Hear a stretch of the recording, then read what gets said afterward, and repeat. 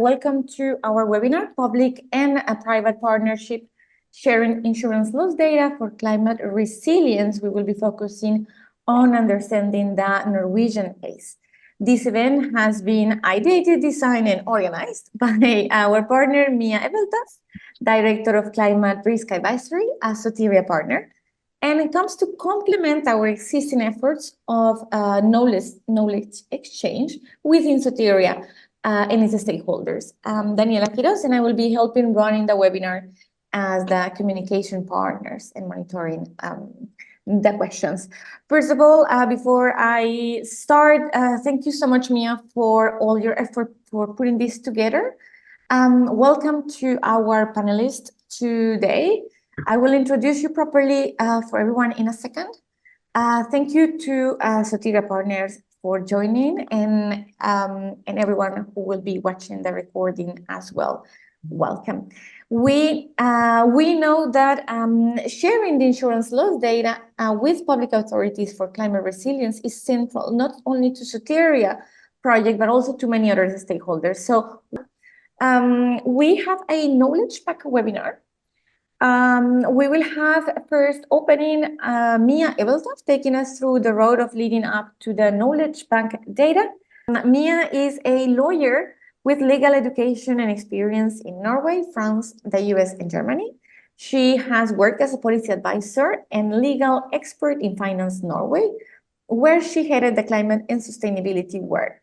These included private and public projects with national and local authorities and with the EU Commission. In 2020, Mia established the Climate Risk Advisory to work as an advisor, researcher, and also in educational projects.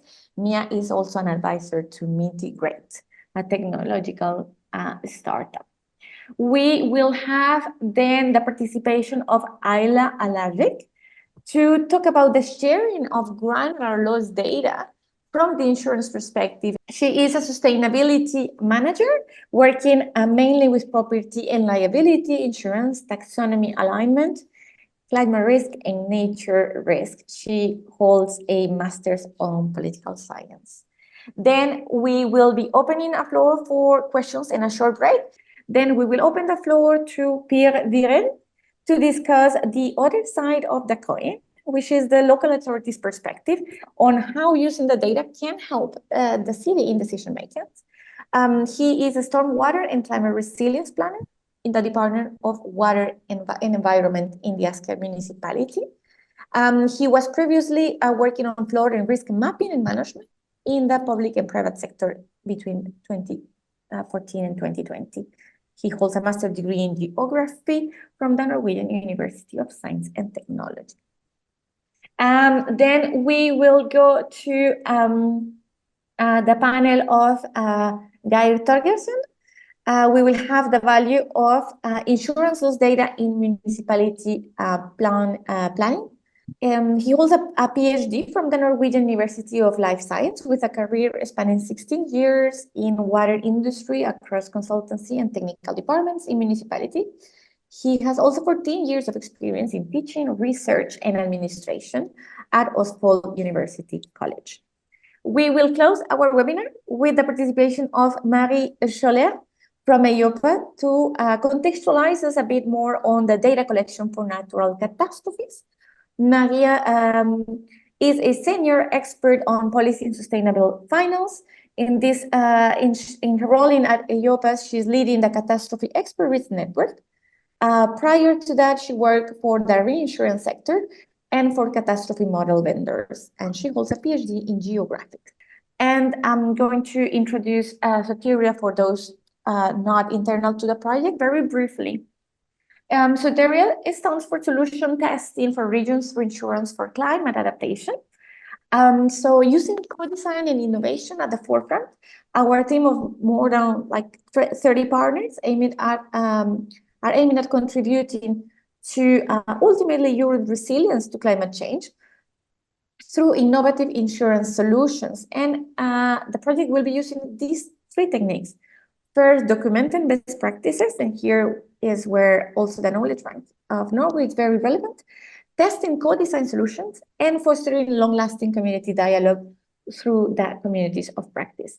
We will be working with eight regions between local authorities and in cooperation with the insurance industry, which is a core element of Soteria. You can read more about Soteria in our website, soteriaclimate.eu, or by subscribing to our newsletter. Here are some of the partners of Soteria.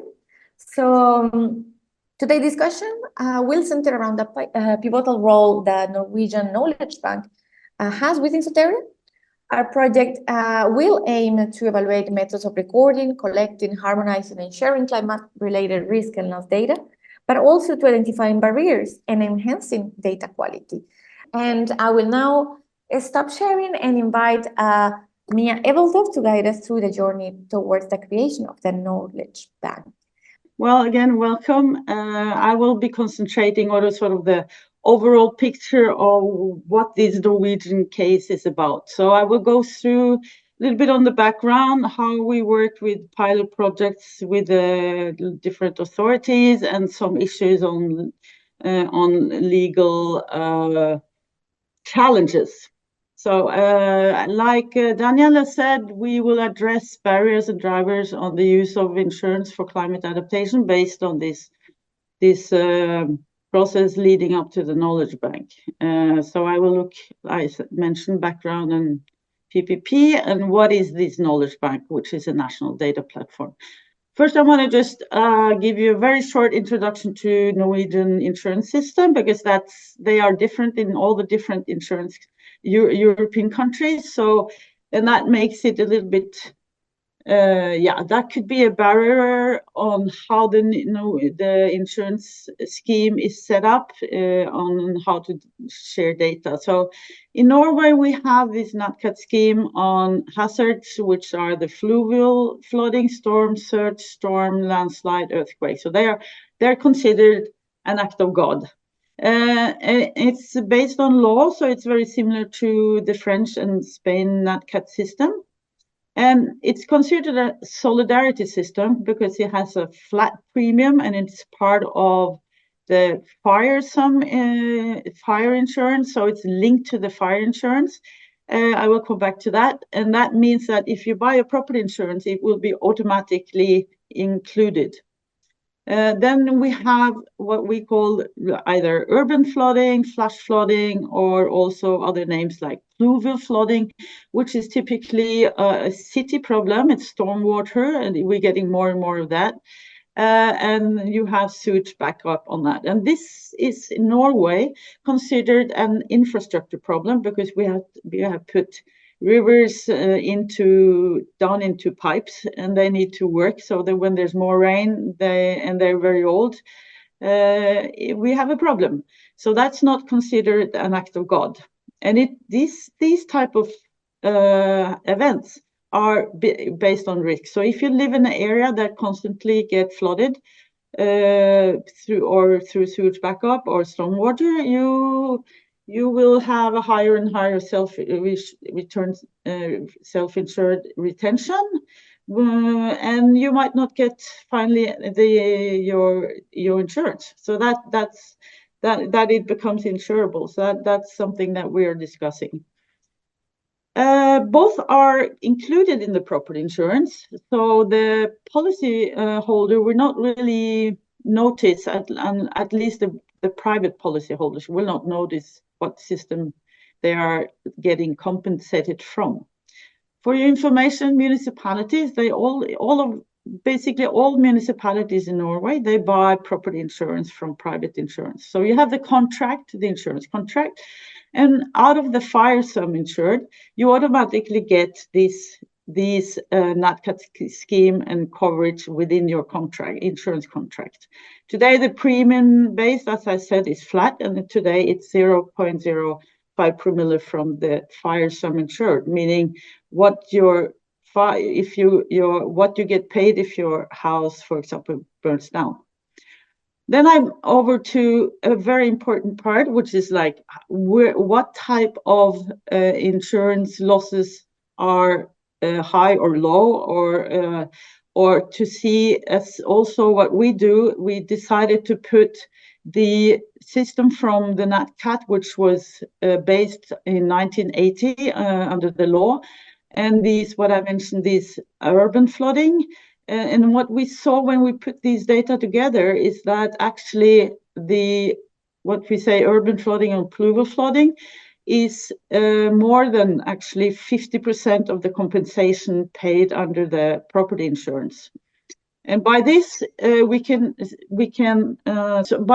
understood that we had to focus much more on pluvial flooding, because as you can see, river flooding was only up to 12%. So we started the climate resilience dialogue between insurance and local and national authorities in 2010 approximately. And we had first discussions with various municipalities through something called the Norwegian Water, which is the technical association of the city, usually engineers, and also the Federation of Municipalities. And what we discovered was that we have very different pictures when it comes to the insurance sector and the municipalities. And that was part of creating a conflict, because we needed to look at, what is actually happening, what is the climate risk, and what is the picture, how big is the problem, etc. And remember that this is already back in 2010, when this climate change was not that high on the agenda. So through this dialogue, we understand that we needed to understand better a common understanding of the risk. And we also learned that the municipality didn't collect or had no loss data after any events. So without any loss data, they had a very poor background to make the mandatory risk and vulnerability analysis as they need to do through their legal framework. So also the problem was when they wanted to understand where to invest in, for example, new pipes, which are quite costly. They have to dig up, stop the roads, and this is a costly process. So without the knowledge where the vulnerable areas and most affected areas were, they were, like we called, had a blind investment.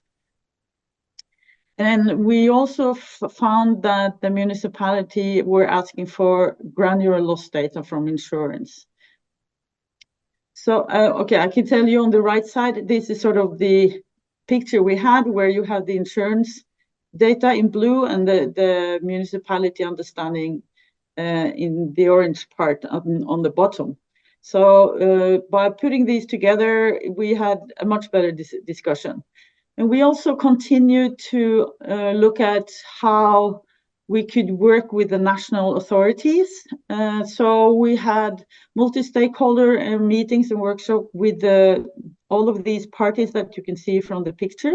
And they also invited me to workshops in DG Eco or DG Klima under the Insurance Europe and under the EU Commission. And from there, we had discussions with UNDDR and OECD on this topic. And we also communicated along the way in national conferences, and I wrote a lot of articles in media. And also we were followed by or using the research community so that we have documented what we were doing. And through this, we had the result from this dialogue that we needed maybe to put all the loss data into one place so that there's one source that gathers this data. And also important is that these are different topics like climate adaptation and disaster risk reduction, and they needed to be coordinated and through a holistic approach, both by national and local governments.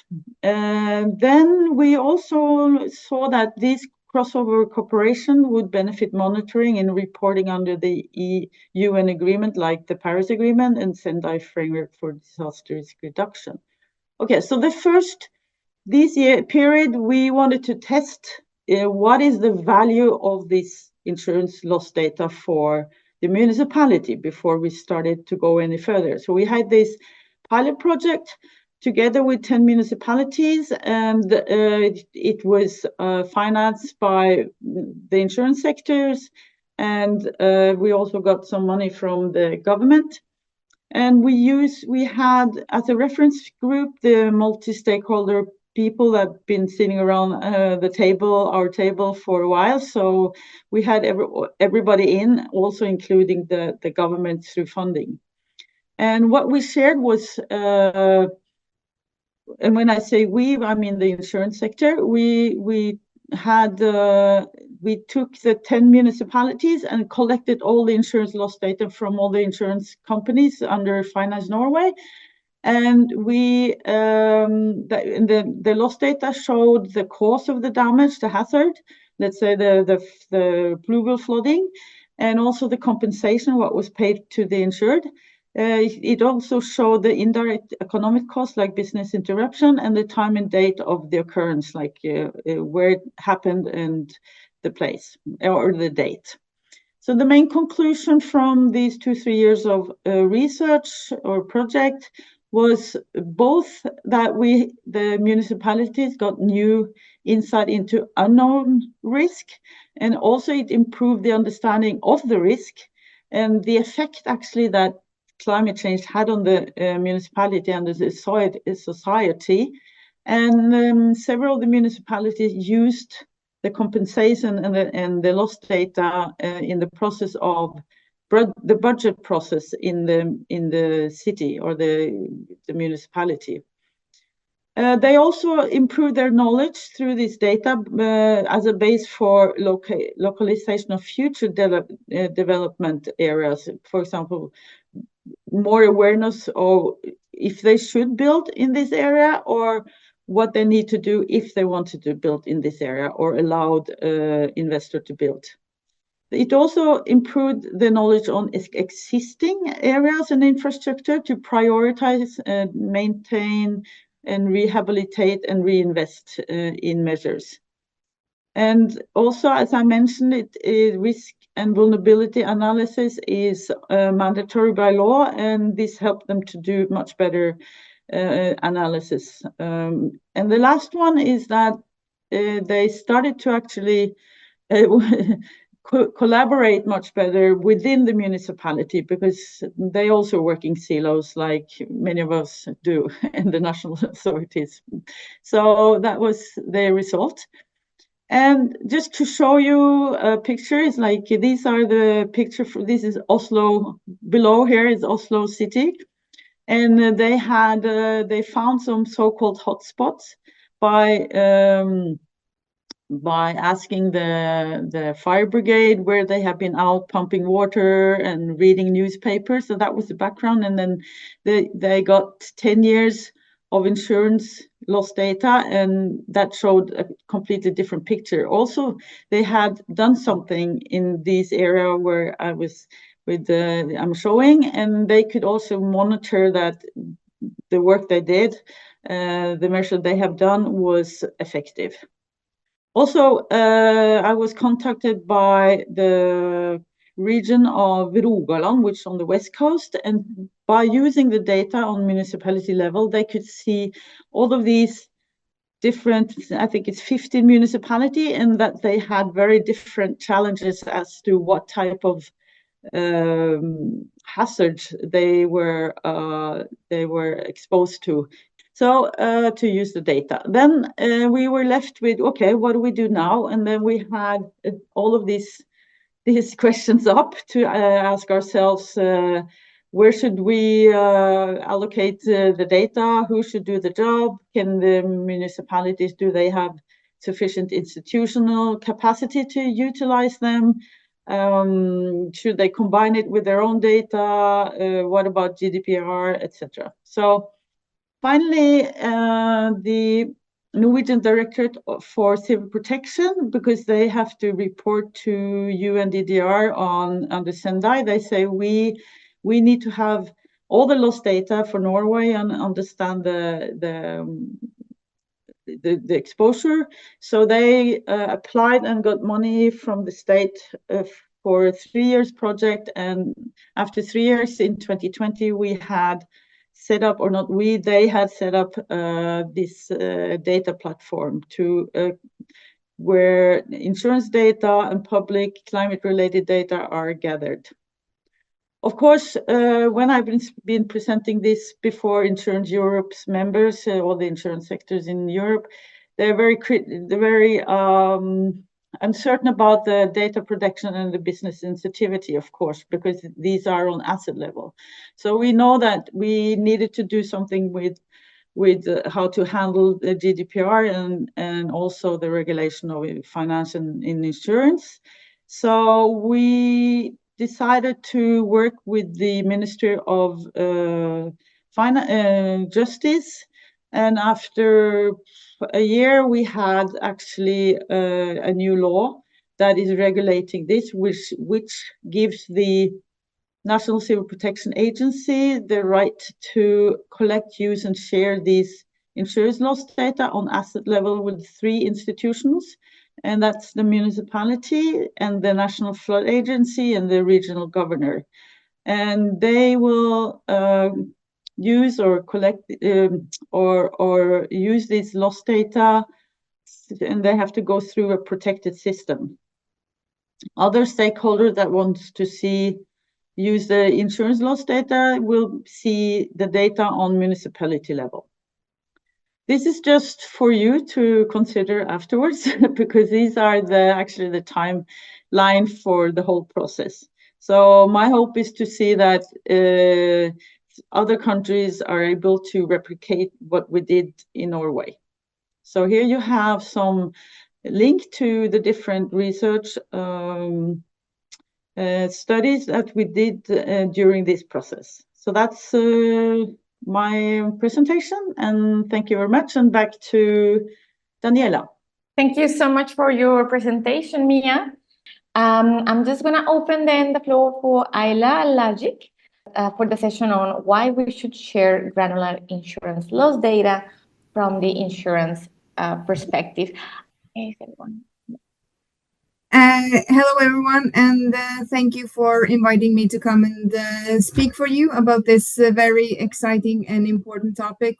So I'm going to talk a little bit about data sharing from an insurance perspective and how we as an insurance company have shared this data, and a bit about our journey, a bit about our experiences, and also what we have gained from joining this initiative that Mia has talked about. Gjensidige, a bit about us. We are the largest insurance company in Norway. We have been a really strong brand in the Norwegian market for over 200 years. And we also have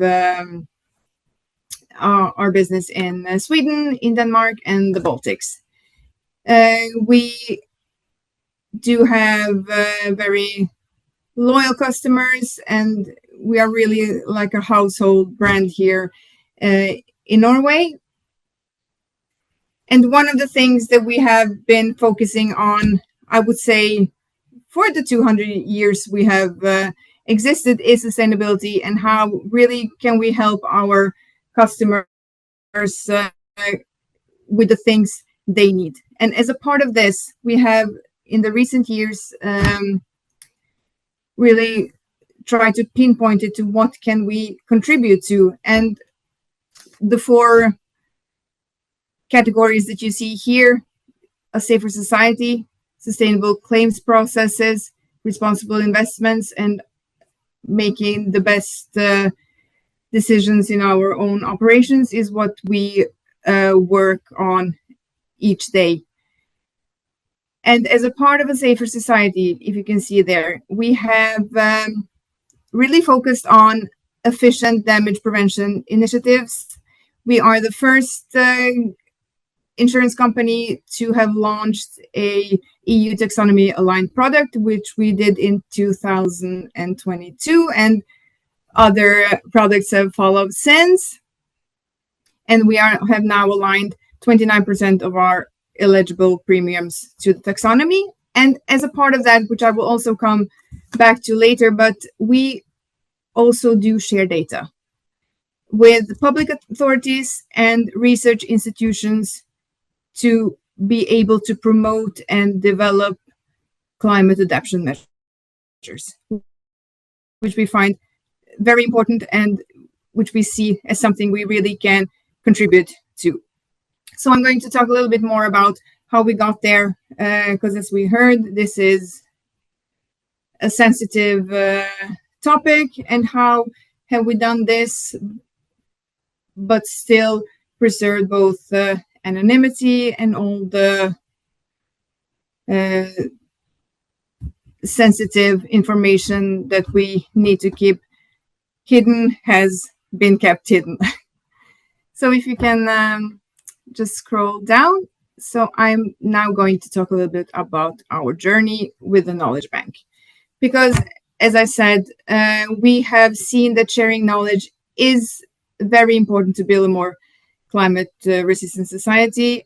And we see this physical climate risk as something that we see the damages happen from more extreme weather, and we really want to contribute to minimizing those claims and minimizing the impact it has on our customers, because nobody wants to be in a situation where your house has been flooded or you have water in your basement. So what is it we can do? And the initial initiative for this was the knowledge bank, as Mia was talking about. And it took a lot of cooperation and maturing over time to realize that this is something we can do together without compromising the sensitivity and the competition between us as companies. And it was coordinated by Finance Norway, which is the Trade and Employers Association for the financial industry in Norway.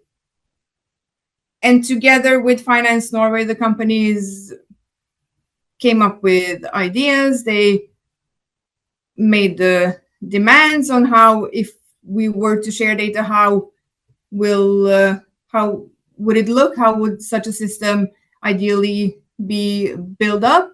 And it was very important for everyone that the security was high and the anonymity was really taken care of, and that we didn't get a chance to see, of course, each other's data.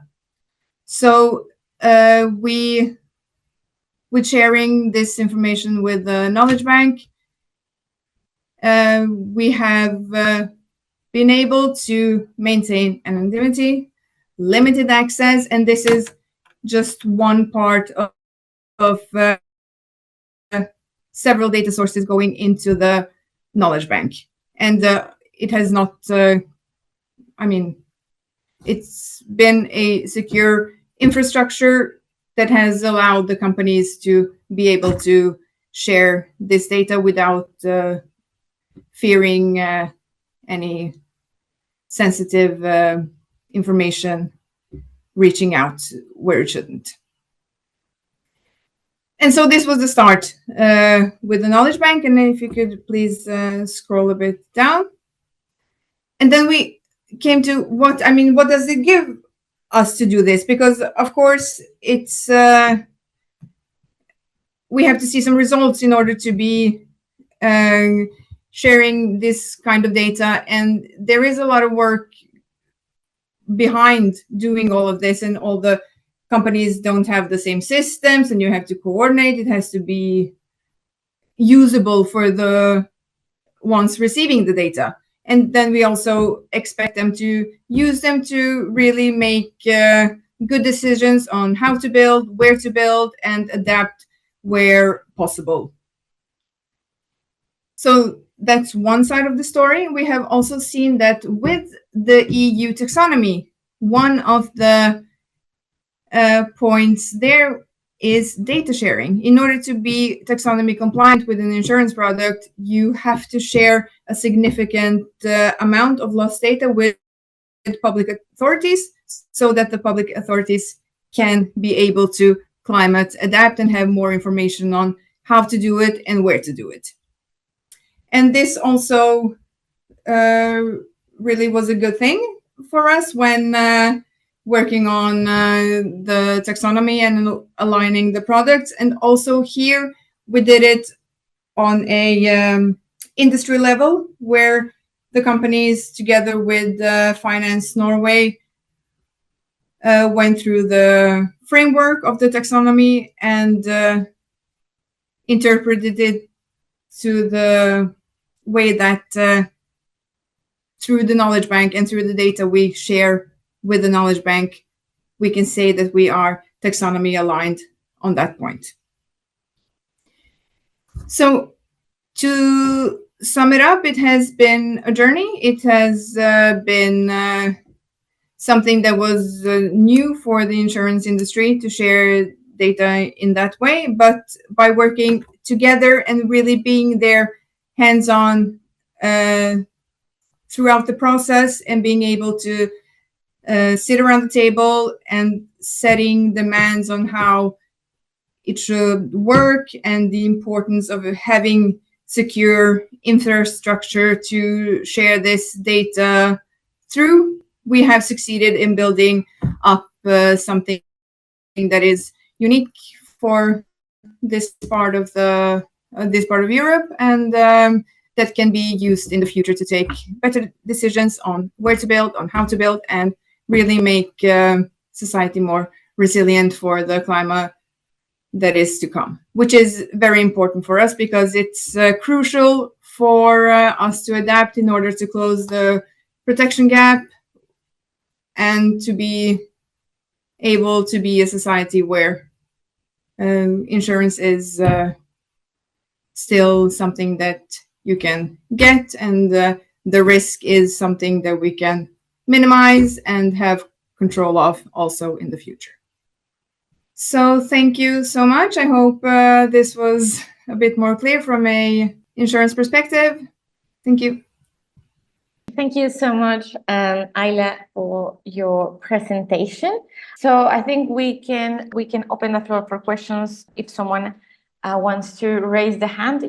Yeah, Maria, go ahead. Thanks a lot for the two presentations. I would have questions for Ajla, because, well, first, thanks a lot for showing what you're doing, also from an insurance company perspective. I mean, last year, EIOPA, we had published a report on what we call impact underwriting. So it's actually trying to figure out how many insurance companies in Europe are actually contributing to climate change adaptation, so really actively. And I understood from your presentation that, if I remember correctly, I think you said 29% of the premium was aligned to the taxonomy. I think this is great, because the responses we got in our survey was rather really timid, like saying, okay, in Europe we are really at the start, but when I hear your presentation, I think this gives me another message. Well, that's thank you for the feedback. That's good to hear. We are really hoping to be taking a huge step on this, and we really do work with the climate adaptation and with the data sharing here with the knowledge bank. That's one thing. We have also done it with the researchers. We have published our findings also in Royal Society in England, which is open for the public. And we really do try and use this data and the knowledge we have to contribute to climate adaptation through also following the taxonomy's criteria. And maybe a question there, because I think what we were also looking is to better understand this also insurance company, you know, if someone would take a prevention measure, that actually this is also reflected in the risk-based premium, you know. I mean, the responses we got from the European market, insurance companies, they were saying that it's not so easy, that, you know, of course, in the premium, you have other consideration to take into account. But I understand that you really took this step to really make this happen, and I think that's extremely encouraging to hear. And I will keep your contact. And yeah. Yes, we have, and I have to say it's not easy. So they are right. We have been picking our brains on how do we do this the best way, and we have the incentives in the pricing for the measures done. We have some of that, yes, and it hasn't been easy, no.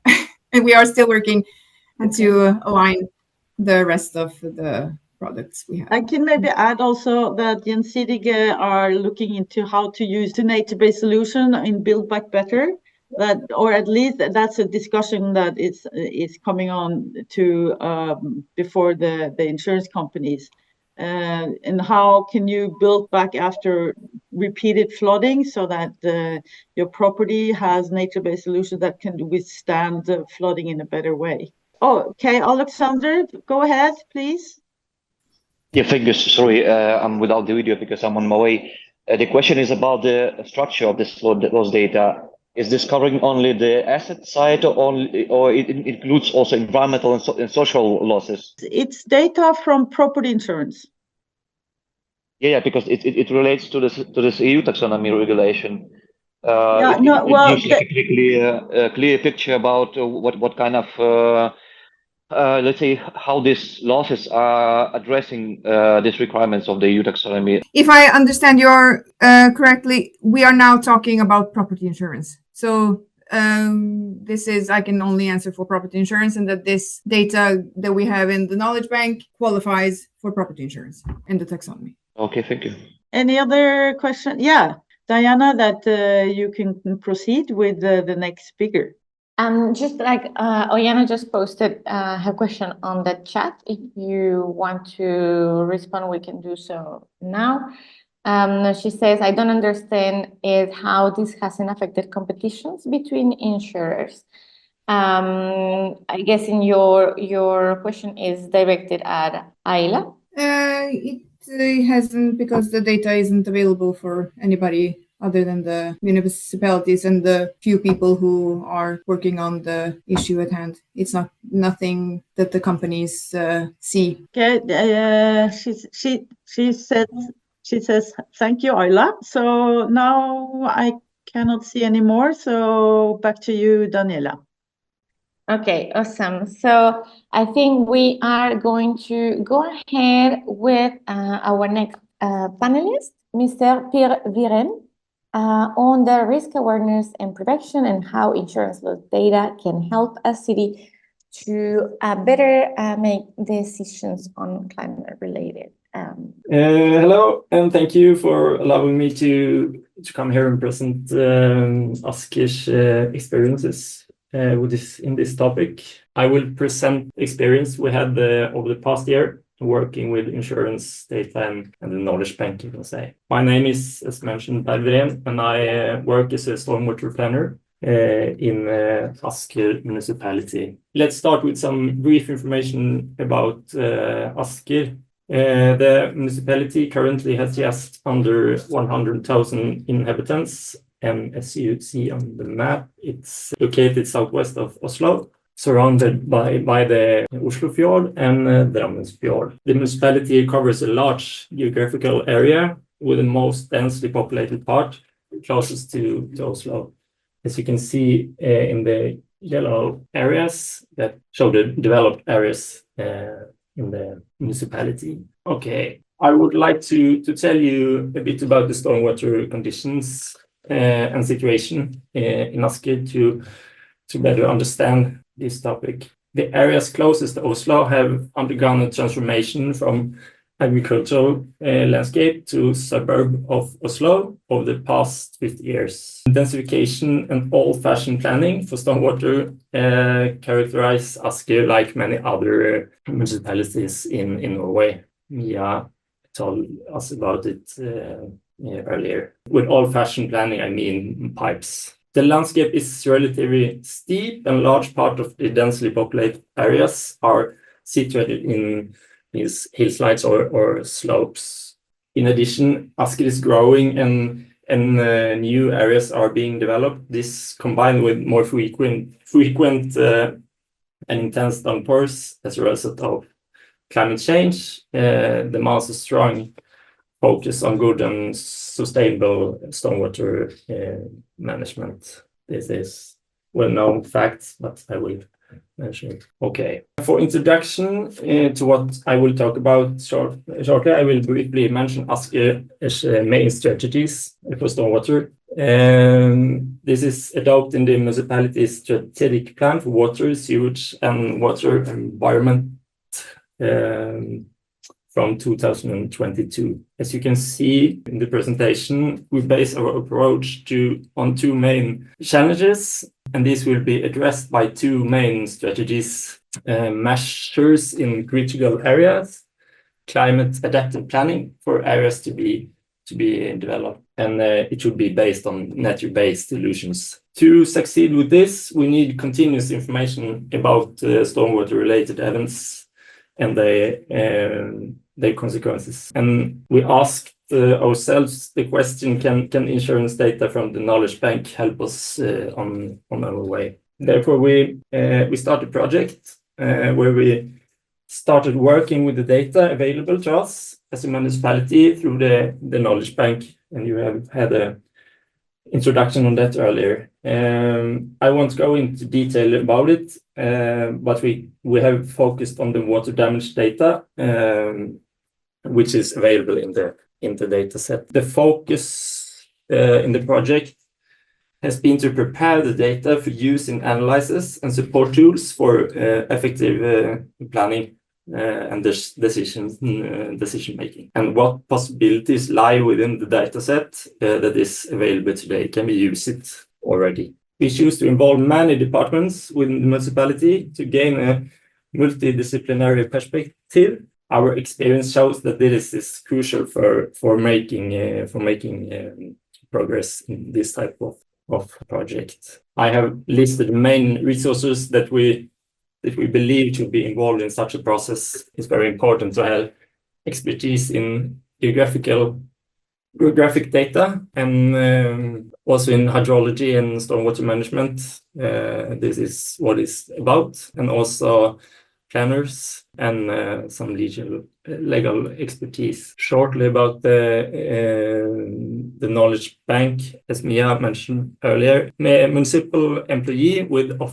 official needs, you have the opportunity to access and download data from the knowledge bank, and you can do it directly from the solution owned by the Norwegian Directorate for Civil Protection. The data set which is available here is for a period between 2013 and 2018. So that's the data set we have been working with. And it's also, as mentioned earlier, strict conditions for how the data should be processed. To the actual core for the presentation, what opportunities does the availability of this data provide for the municipality?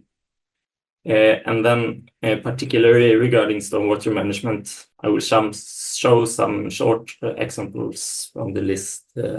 As you can see here, it's a lot to say about this, but this is a short presentation, so maybe we can talk about this later if you have some more specific questions. I start with risk mapping. By geolocating data on incidents and damage payments, you can say, we improve our risk mapping. We can improve our risk mapping along with other factors. As you can see in the figure on the map on the left-hand side, this shows the number of incidents or over periods, and this is all the data set, so it's 5 years. While the map on the right predicts risk on building based on past events and combined with some runoff modeling. This is designed to explore possibilities, and it's not a finalized project induced. Remember that. And then evaluation in areas with stormwater events. The downloaded data can easily be organized in our own GIS systems or other systems, and we can use it to support various type of processes. And the figure shows a dashboard solution where events or damage points can be sorted and displayed displayed by date. As you can see on the timeline at the bottom, there are certain dates that stand out, and we can go in and analyze the specific events. And we also use our own data to this in this solution. And the main question is, what did the downpour cost? And then for use in cost-benefit analysis for mitigation measures, are investments in proactive measures economical in a broader perspective?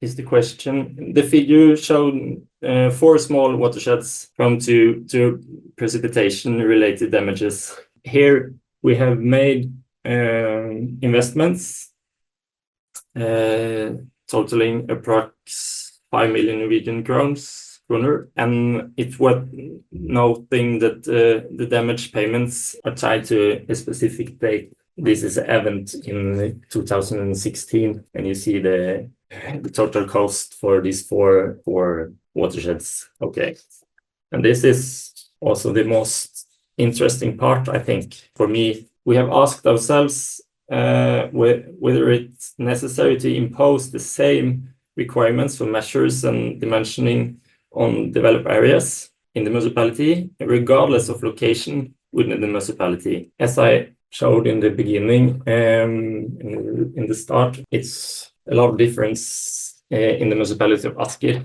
in populated areas and more rural areas. But this is quite common in Norway today, to having the same rule for everyone everywhere. The figure shows the number of normalized damages per year plotted in local watersheds. I think this is actually number of registrations or not.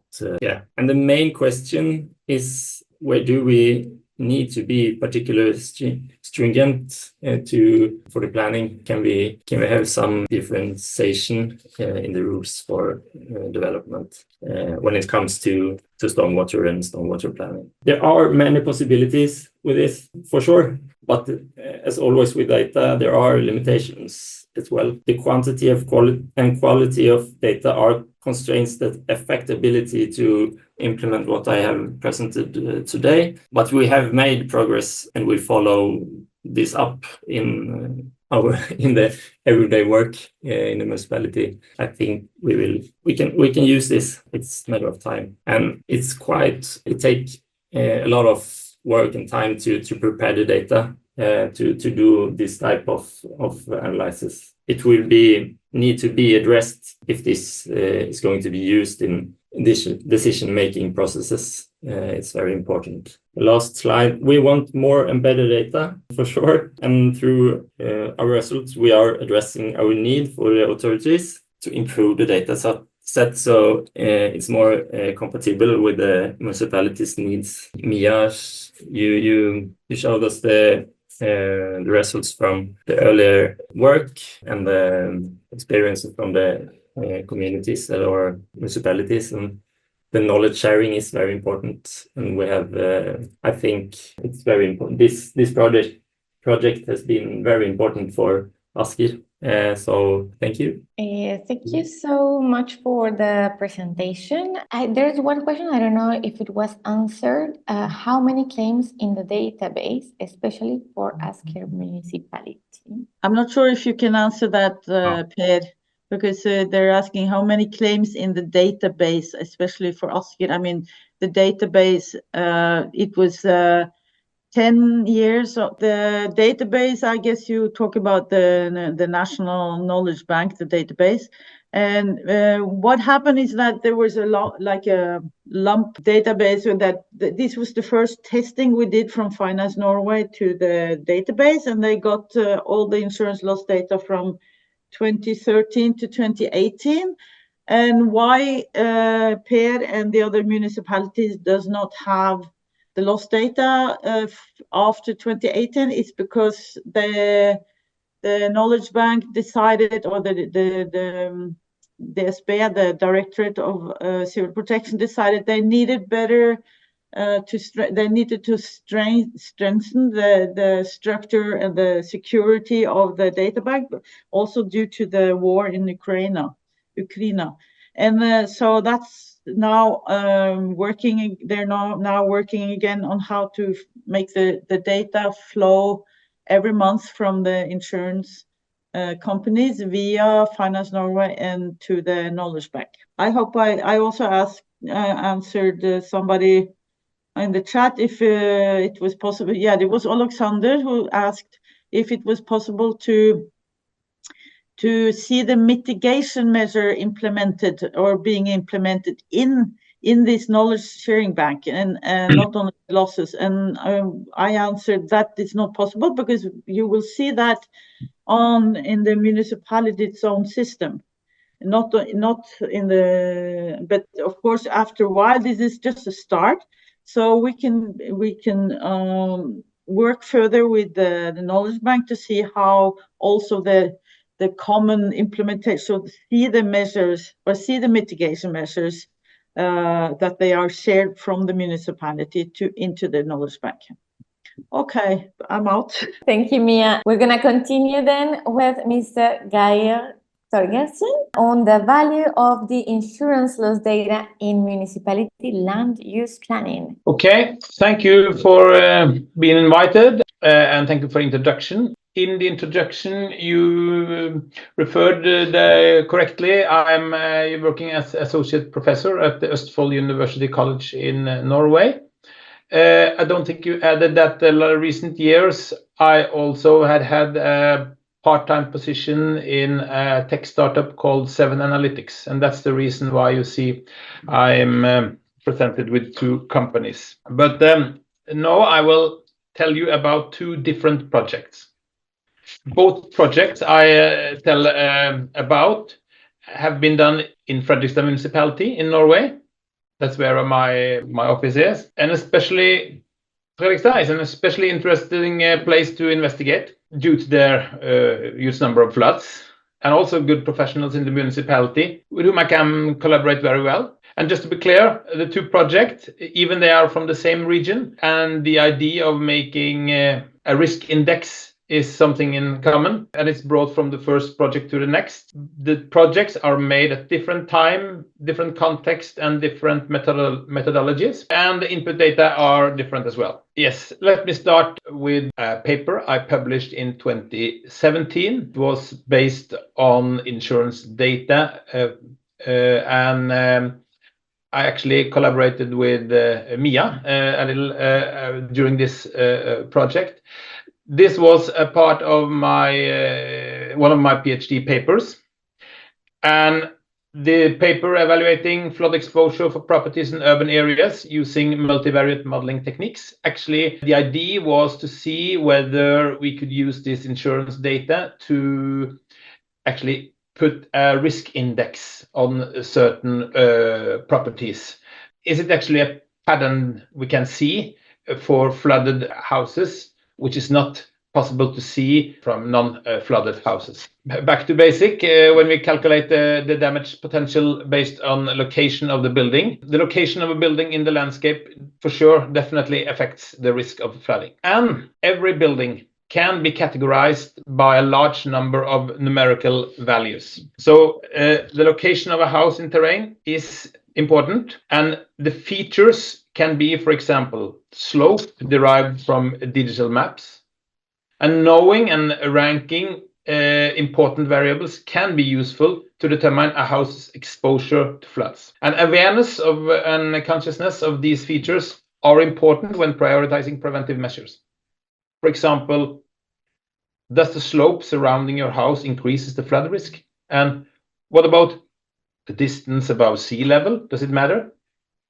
The aim of this project was then firstly to develop a multivariate model to identify and rank significant variables contributing to the exposure to urban flooding. And secondly, to develop a model to quantify areas prone to urban floods. Actually quantify it by making maybe a risk index. And the exposure article, this had a basis in two sets of samples. I got approximately 175 former addresses which was registered insurance claims from flooding. I think it was from until 2012 and added the same in the same sample randomized addresses, all in the same region, which was Fredrikstad. And the random sample was generated as a reference sample representing normal addresses throughout the case area. Among others, we wanted to examine whether there were different characteristics among the two samples. And in this analysis, this set of sample was mentioned R for random, and it was mentioned F for flooded. And for all addresses, we derived data set of 38 features, or called variables. It was elevation, slope, curvature, upstream area, and more, and also with certain distances from the building. And all addresses belonged to one or two classes, either flooded or random. And for this project, we used a multivariate task with two sets of variables, and we found that a technique called the partial least square method was appropriate. Today, I think we have used machine learning models with a much larger number of buildings. But anyway, this was back in 2017. And as mentioned, the outcome of a partial least square method can be displayed as a score and loading plot. In the score plot you see here, we have labeled the object in its original class as either flooded F or randomized address R. And we can see a slightly separation in the scores, as randomly picked addresses tend to be clustered to the left and opposite to the flooded addresses to the right. And in the loading plot, we see how the variables are distributed. I can explain it later. In a PLS, an object located to the right in the score plot usually has a large value for variables to the right, and in the loading plot, vice versa. Plots to the far right and left along the factor 1 axis are important for the model, in contrast to those who are located here close to the origin. Among the variables, several of them almost cover the same phenomenon. For example, we found 3 values of elevation set from different resolutions, and they were clustered. Here is the elevation from different scales. They were clustered to the left, just like the features of the random addresses, as you see above. This can be interpreted that high elevated houses tend to be less flooded than lower elevated houses. This makes sense, and you do not need to conduct a PLS analysis to agree with this. But there are several interesting findings in this work. High slope is located to the left, concave curvature to the right, and even more to the right, the upstream area for the building and the upstream sealed area. Sealed means how much asphalted areas you have above the building. We actually made a cross-validation test, and from this we found that 84% of the initially flooded houses were correctly modeled through this validated model. And we regard this as quite good. And typical to see 2 houses here. Building A has the features of flooded houses and were located here, and actually had a flood as it was categorized as an F.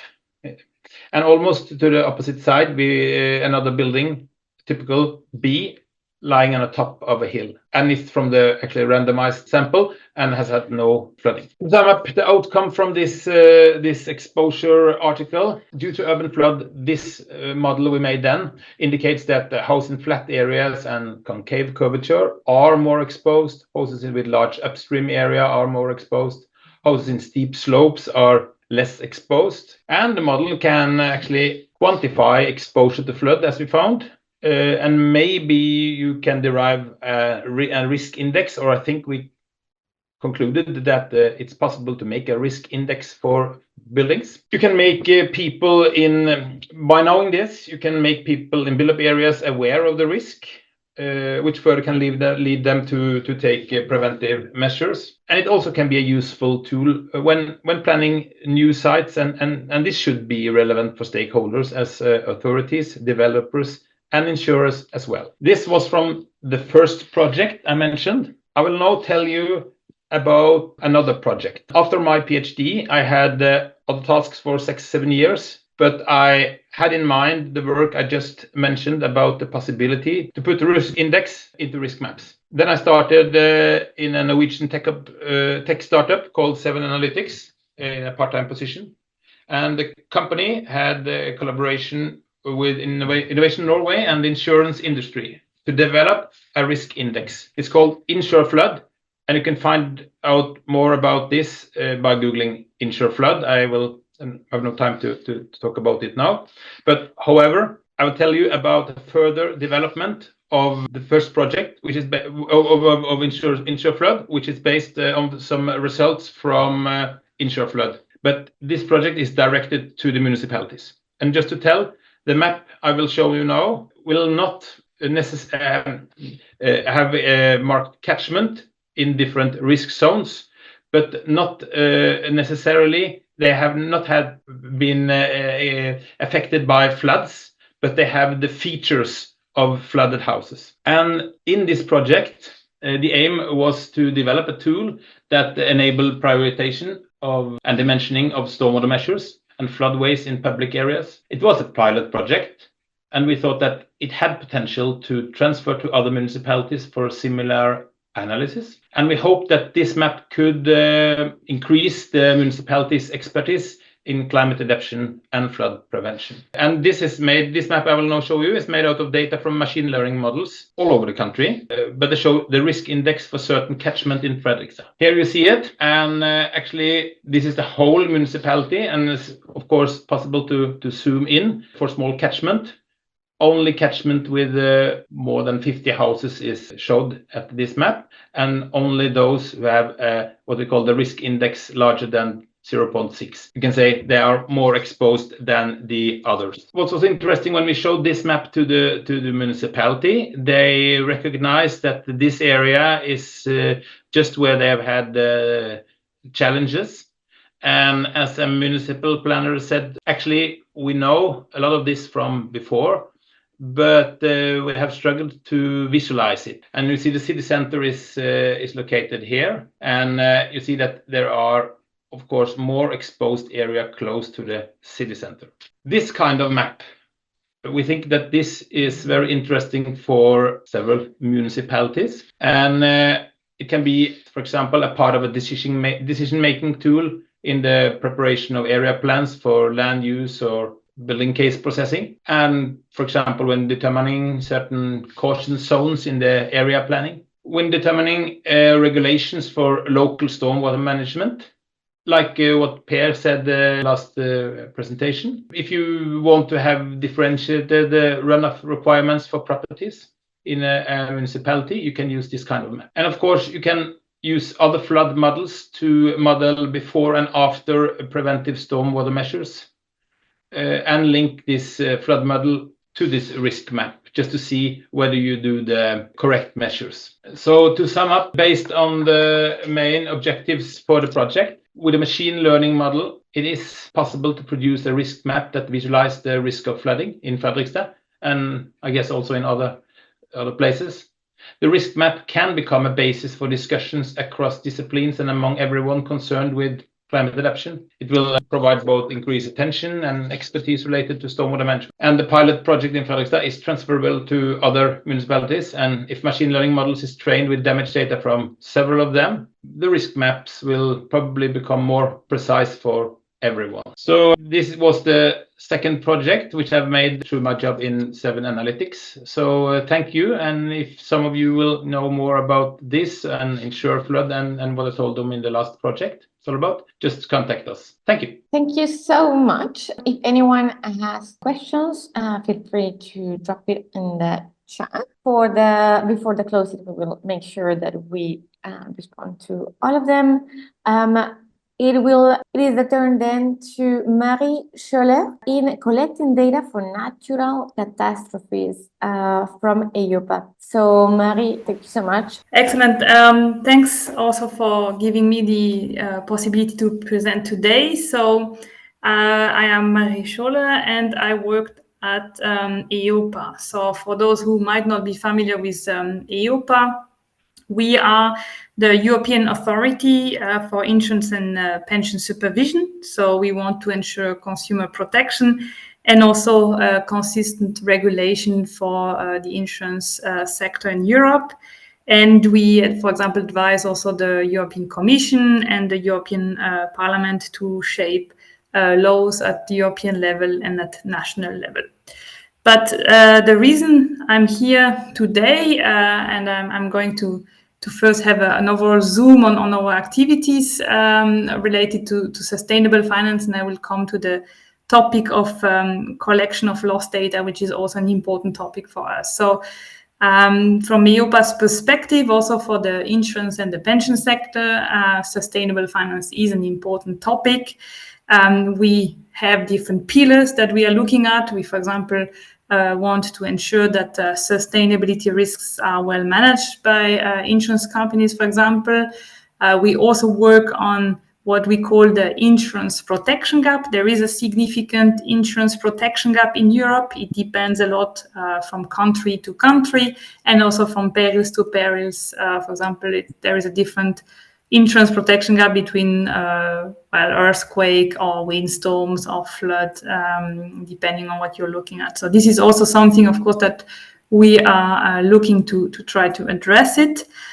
We also have activities around greenwashing. I won't touch that today, but the last pillar is also about the fact that also as a European authority, we are used to collect data, and also here within sustainable finance, within the topic of natural catastrophe and climate change, we recognize the need to have better data, better access to data, and also to share more expertise. So this is also something that we are looking at. So coming closer to the topic of interest for today, also for us and for the insurance supervisors, also when we started looking at this topic of the insurance protection gap, we of course need to have a better idea of what is insured, and so to have an idea of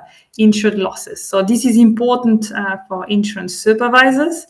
They need to understand the size of natural catastrophe risks. They need to understand the insurance protection gap. For example, at EIOPA, we have developed a dashboard to measure the insurance protection gap by different perils and by different countries. And for that, typically one view is using historical loss data. And we see, as we work a lot with the Commission also, that there is quite possibility to make conclusions based on the insurance protection gap. And that's why it's also very important to have good access to data that are used for this type of dashboard, for example.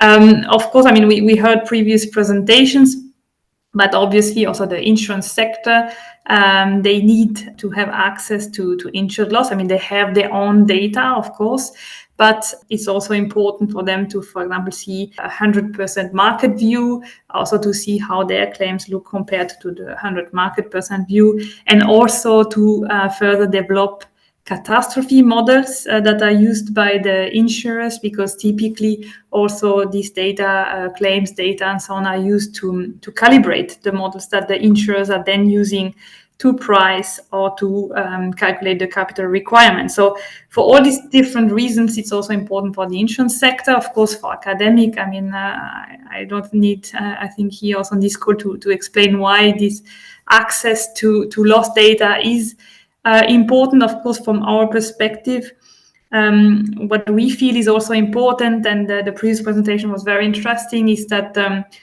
the insurance sector is using is mainly using commercial catastrophe models, and we want to see also the development of models that are more open source, or that are more transparent, so that both can be used. And also with open source models, you can also see what is behind and try to understand what is behind, which might sometimes be more difficult if you use commercial models. And of course, for the states, also for the EU Commission, but also of course for municipalities, as we heard before, these data are very important also to take adequate prevention measures. So for all these reasons, and I wanted to introduce also these different stakeholders like the insurance supervisors. These data are very interesting. I mean, when we started to do this work on measuring the insurance protection gap, there are, of course, some databases that exists already. I mean, mainly from large reinsurers, but they are not necessarily available open source, or sometimes they are available but at very aggregated level. So there, of course, they started to have some discussions about, well, the fact that you might need a bit more detailed data. And then there are also some database, for example, EMDAT here, that is public, where you would get, for example, the losses per event. But also here, I mean, when we, based on our own experience, of course, for our own purpose, when we started to use them to build our dashboard, for example, on the insurance protection gap, we could, for example, see that sometimes for some events, the data on the insured losses were not necessarily complete. And of course, for us, it's important to have a full picture, because otherwise we might not have the right view on the protection gap. So I think that's all the discussions and with all the background that led to the work that I will introduce in the next slides. I think also to mention, of course, the link with the climate change adaptation strategy from the European Commission. I think a previous speaker said that there is a need for more and better data. Well, at least this seems to be aligned with what the Commission thinks as well. And also there, of course, EIOPA was identified as a key partner. And I would like to explain you a bit what our thinking in that regard to have a better access to data related to natural catastrophes. So what we have done, and it's already in 2021, we had started to collect, for example, claims data, but also other insurance-related data, for example, for some studies that we did. So we, for example, also analyzed the impact of physical risks for the insurance sector. And also we published the first version of the protection gap dashboard. So we had used some data collection for that. And what we also wanted to do is to actually, for this data we collected in 2021, we wanted to make them available to everyone. And we have also published some studies around this data. So we, for example, also used the data we had collected in 2021 to assess the river flood risk for the European insurance sector. So there we used the open source Climada model. And so we have also published this study, and with that we also have published the underlying data. So really to try to bring also a bit this point to not only run models and use them as black boxes, but really to first use an open source Climada model. I mean, this model also has some limitations, but nevertheless to be able to talk about the limitations and also to be able to share the input data that were used in this to do this modeling, so that also other people could actually reproduce the work that was done in that regard.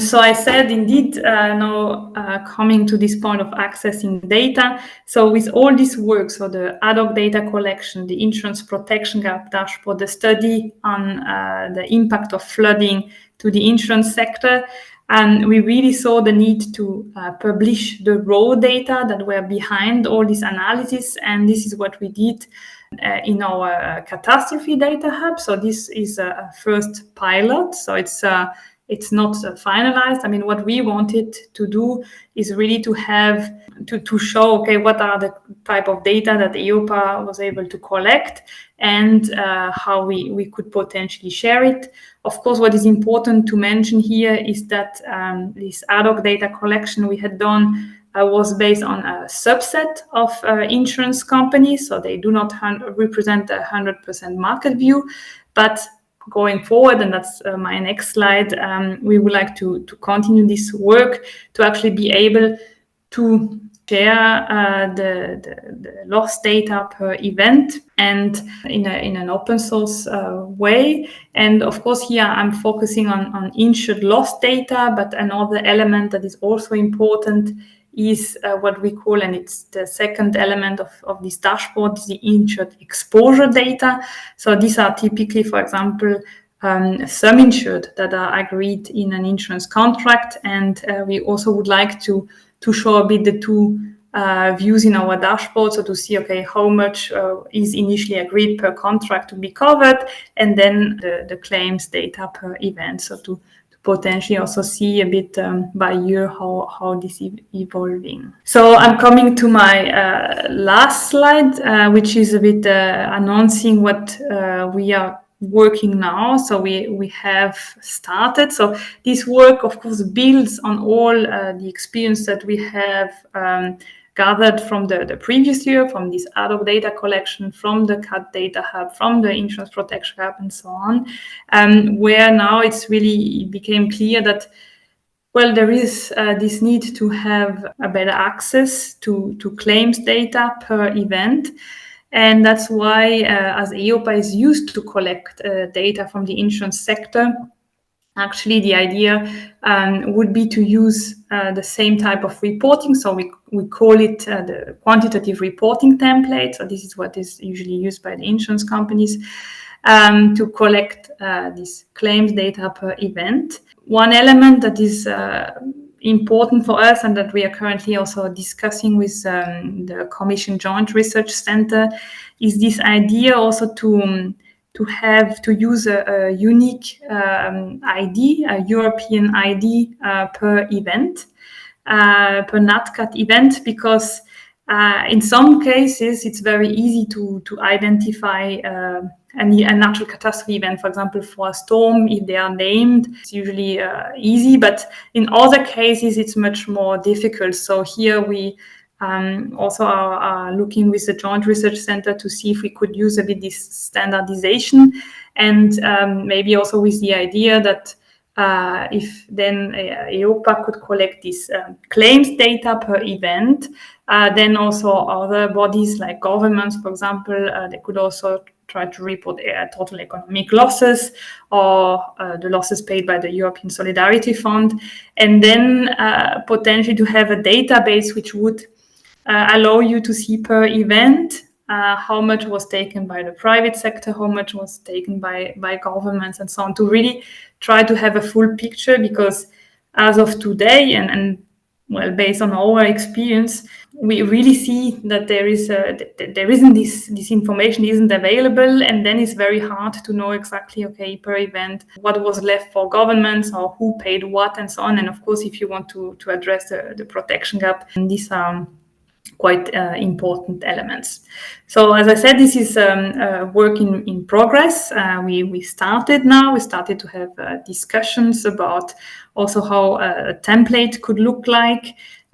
We work also together with our expert network, where there are experts also from the insurance companies and also from academia, to define the different fields for the template, and to make sure that this is something that would be of value at the end. So I think that's what I had for you today, and thanks a lot for listening. Thank you so much, Marie. I think then we can open some minutes for questions if we need to, otherwise we can wrap up.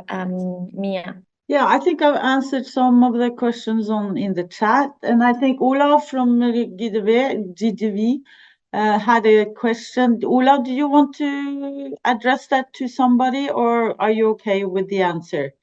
I know there's several answers to you, because one mapping is from the flood agency, which is Eli have shared with you, and then Per is answering that.